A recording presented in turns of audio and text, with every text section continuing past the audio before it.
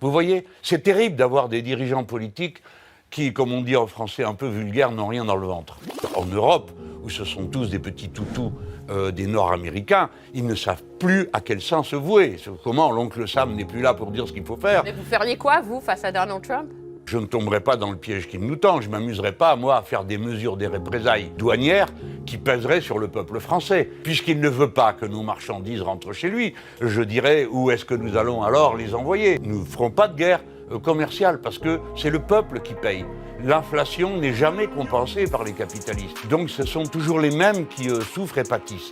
Mais si vous voulez, c'est très grave ce qui se passe parce que cet homme n'est pas un fou. Je veux vraiment que vous m'entendiez tous, les gens. N'écoutez pas ceux qui vous disent qu'il est fou, qu'il est malsain d'esprit. Non, il a une vision du monde. Il veut rétablir la domination des États-Unis d'Amérique sur le monde. Elle est en crise.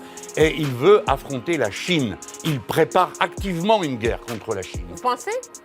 Mais je suis certain, il y a des incidents tous les jours. Ils ont eux-mêmes désigné la Chine comme, ils appellent ça avec des grands mots, un adversaire systémique. Le capitalisme de notre époque est en crise et pour se sortir de la crise, il a besoin de l'économie de guerre. Il a besoin de fabriquer et de vendre des armes. Voilà pourquoi déjà nous, en Europe, nous sommes tombés dans le piège. C'est pour ça que j'ai dit c'est des petits toutous.